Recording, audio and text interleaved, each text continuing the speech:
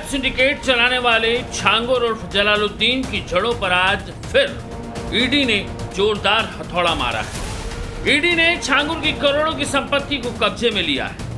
अवैध धर्मांतरण का सिंडिकेट चलाने वाले छांगुर ने विदेशी फंडिंग से करोड़ों का साम्राज्य खड़ा किया, जो अब एक के बाद एक ध्वस्त होता जा रहा है। बलरामपुर के उतरौला के इस अवैध धर्मांतरण के मास्टरमाइंड छांगुर का चैप्टर जितनी सनसनी के साथ ओपन हुआ, उतने ही हैरत अंगेज तरीके से योगी छांगुर का चैप्टर क्लोज करेंगे और तब तक नहीं छोड़ेंगे जब तक कि पूरी तरह तोड़ नहीं देंगे। पूरे देश ने देखा जिस दिन छांगुर की असलियत सामने आई और छांगुर योगी के रडार पर आया, उसी दिन योगी के प्रशासन ने छांगुर की अवैध तरीके से बनाई गई आलीशान कोठी को बुलडोजर फौज से धुआं कर दिया।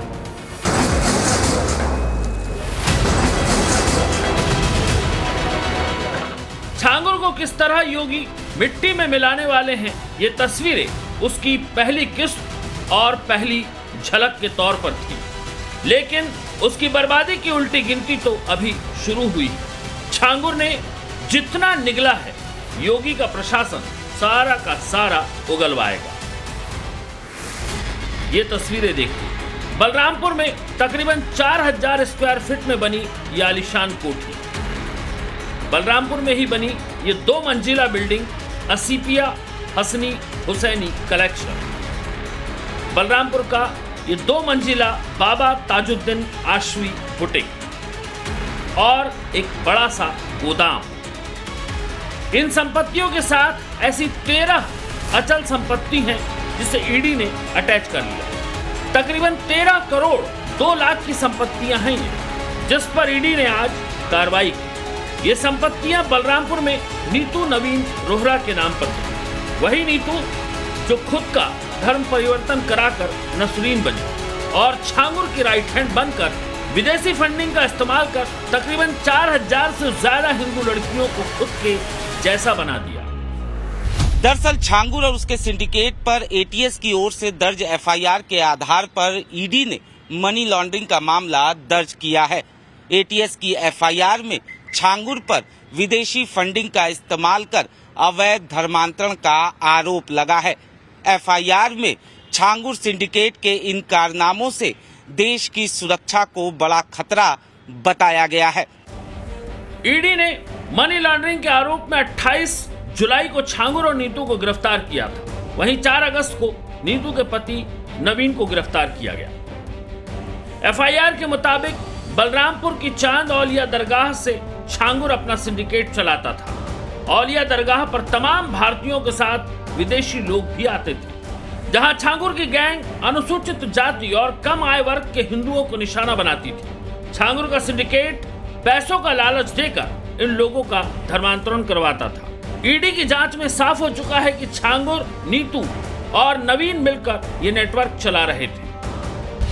ईडी की जांच में ये भी बात सामने आ चुकी है कि इस साजिश में नवीन रोहरा उर्फ जमालुद्दीन की दुबई की कंपनी यूनाइटेड मरीन के बैंक खातों का इस्तेमाल हुआ।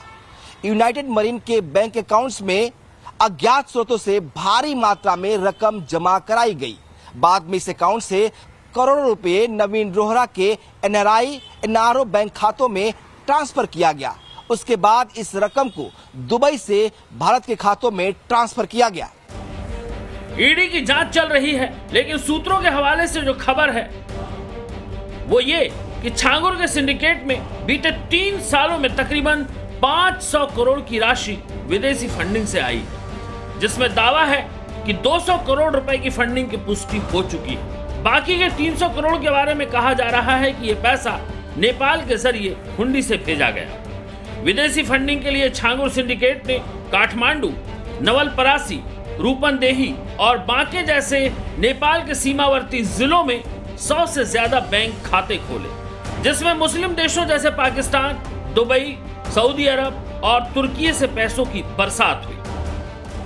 हैरानी इस बात की है कि इन विदेशी फंडिंग को नेपाल के एजेंट 4 से 5% कमीशन पर छांगुर तक पहुंचाते थे। मतलब छांगुर ने धर्मांतरण की आड़ में बेशुमार काली कमाई का जाल फैला रखा था।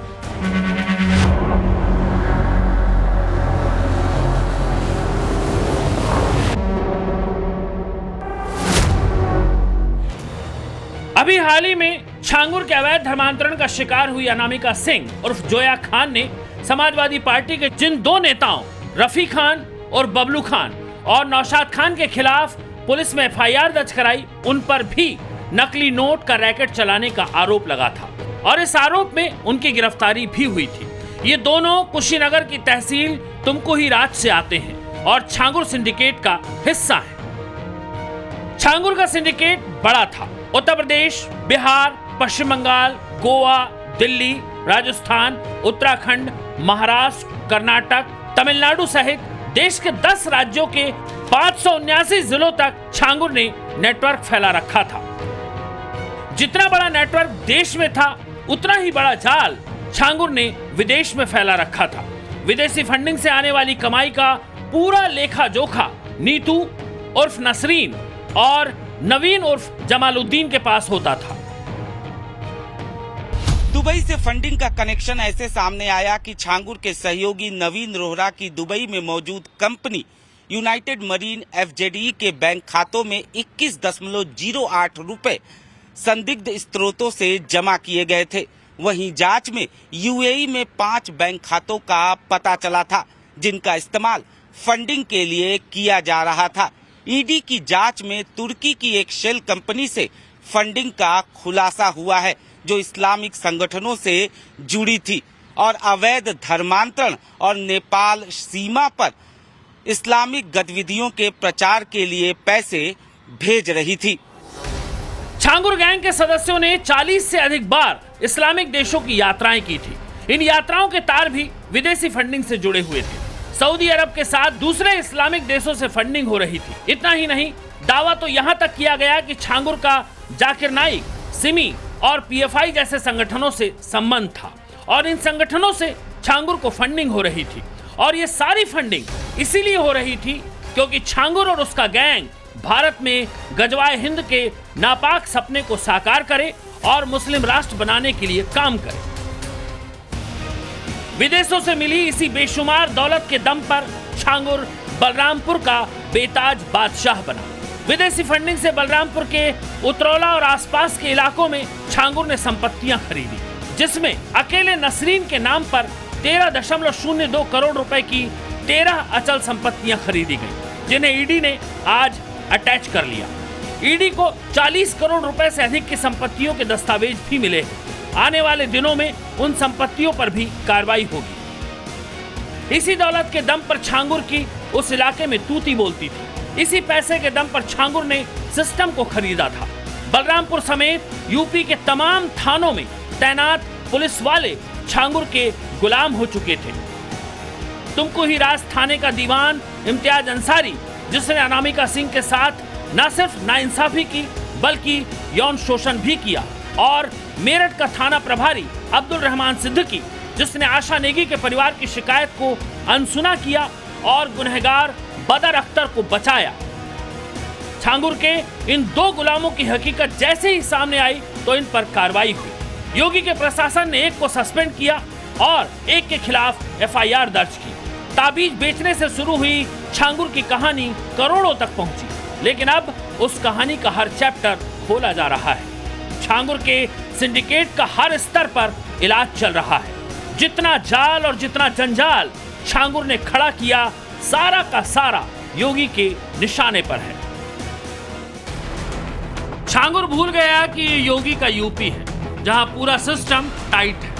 आगरा की खबर उसी योगी के क्लीन सिस्टम की बानगी है, जहां एसटीएफ और औषधि विभाग की टीम ने फव्वारा स्थित बसंत मेडिकल एजेंसी और हेमा मेडिकल स्टोर समेत 4 गोदामों पर छापा मारा। जांच में हेमा मेडिको और उसके गोदाम से 2 करोड़ 43 लाख रुपए की नकली दवाएं जब्त। इस छापेमारी से घबराए मालिक ने 1 करोड़ रिश्वत ऑफर की। ये देखिए, बैग में नोटों के ये बंडल रिश्वत के लिए ही थे, लेकिन इतनी बड़ी रिश्वत पर भी किसी का मन नहीं डोला और नकली दवा बेचने वाले को गिरफ्तार कर लिया गया। तो ये नया यूपी है और योगी का यूपी है। छांगुर और छांगुर गैंग इस बात को अच्छी तरह समझ ले, उसकी काली कमाई की सल्तनत अब बचने वाली नहीं है।